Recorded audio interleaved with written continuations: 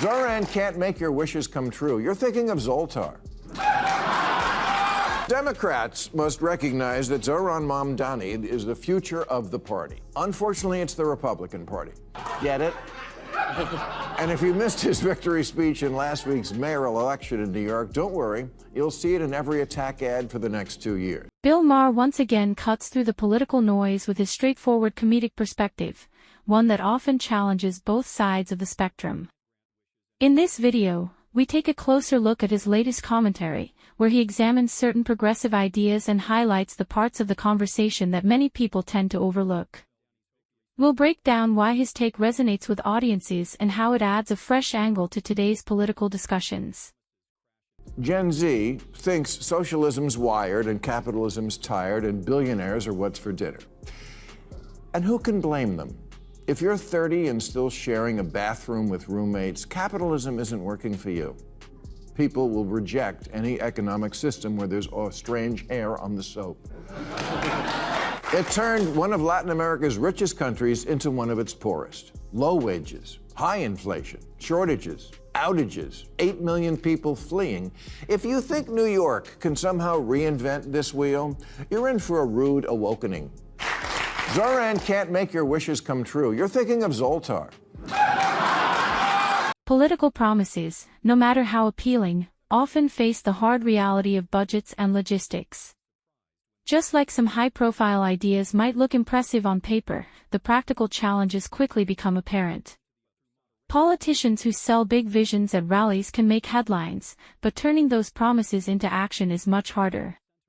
Campaign speeches that seem perfect on the surface often reveal the complexities voters need to consider. In the end, lofty plans often meet the realities of municipal budgets, staffing, and basic financial constraints. Democrats must recognize that Zohran Mamdani is the future of the party. Unfortunately, it's the Republican Party. Get it? And if you missed his victory speech in last week's mayoral election in New York, don't worry. You'll see it in every attack ad for the next 2 years. Mamdani seems like a nice guy, and I congratulate him on an extraordinary political achievement. But before the whole left side of the country catches socialism fever, let's listen to the other big winner in last Tuesday's election, Virginia Governor-elect Abigail Spanberger, who, before the '24 election, said things like, "If the party didn't shift to the center, we will get f***ing torn apart. And we need to never use the word socialist or socialism ever again." When politicians are promoted as the party's future while delivering sound bites that appeal to the opposition, it can unintentionally highlight their own weaknesses. Victory speeches that come across as highly partisan or ideological may provide material for the other side to use in campaigns. Performative rhetoric often fails to connect with swing voters and can make it harder to win competitive districts. As Bill Maher points out, candidates who succeed in challenging areas tend to focus on persuadable voters rather than preaching to their base, and that approach is often the key to winning elections. At least the party has a clear choice here, very clear. One wing is saying don't ever use the word socialist again, and one is saying, I am a democratic socialist. Clear, huh? So how do we decide who's right? Well, it turns out we don't really have to flip a coin. We have the evidence. In 2024, 13 Democrats won in districts Trump also won, all moderates. This isn't rocket science. All the left-leaning think tanks have done autopsies on 2024, and they all came up with the same message: move to the center. Bill Maher's point is straightforward. Those 13 Democrats won in Trump-leaning districts not through gimmicks, but through moderation.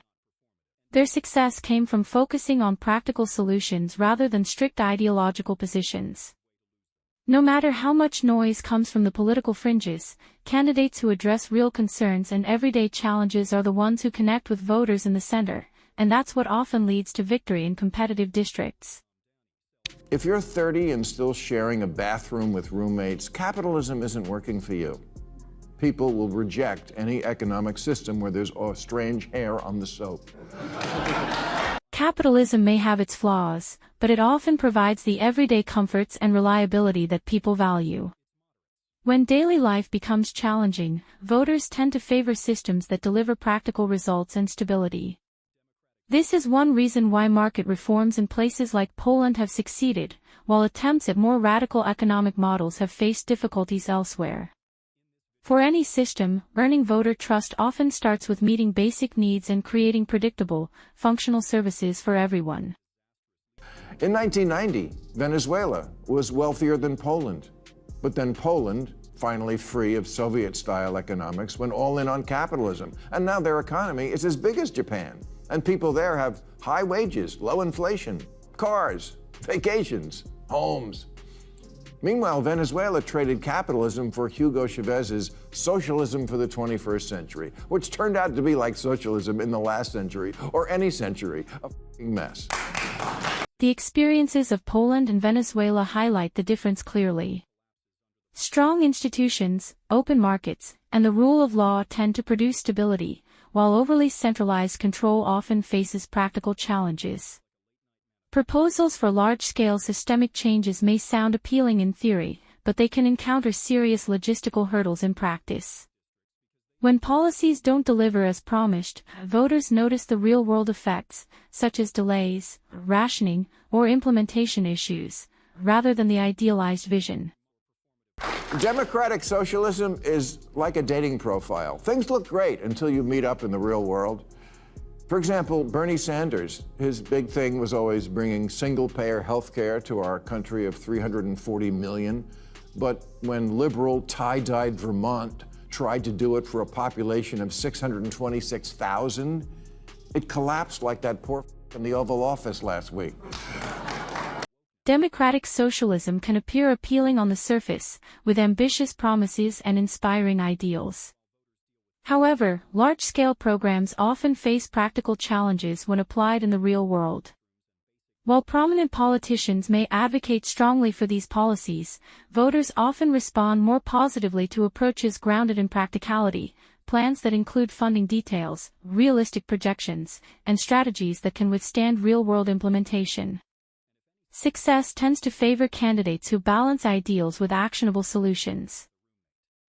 Bernie, AOC, Mamdani are not Democrats. They'll be the first to tell you that. They're democratic socialists, and that's a very different thing, and I don't think people know that yet. I don't think people realize we already have a lot of socialism. Prominent progressive politicians can embrace the democratic socialist label, but many swing voters already navigate government involvement in their daily lives and tend to favor stability over ideological branding. Campaigns that focus on practical solutions rather than sweeping revolutionary promises are more likely to resonate with these voters. In competitive districts, success often comes from presenting realistic, actionable plans instead of relying on rhetoric alone. You think you're going to win an election on that? This just seems like more extremism at a time when Americans are begging both parties, please, could just one of you act normal? It's either defund the police or military in the streets. Either MAGA's crypto crony capitalism or city-run grocery stores. No, I don't want that. I want a Democrat who reassures me if you like your Whole Foods, you can keep your Whole Foods. Extreme positions on either side can make for entertaining commentary, but they often don't translate into effective governance. Many voters are looking for competence and stability rather than radical change. When campaigns focus on lifestyle messaging instead of practical, workable policies, moderate and swing voters may tune out.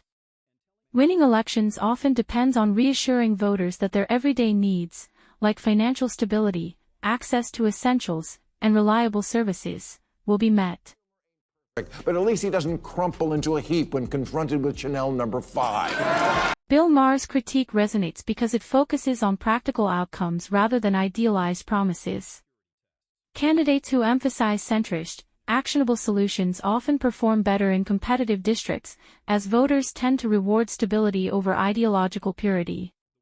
From economic realities to cautionary examples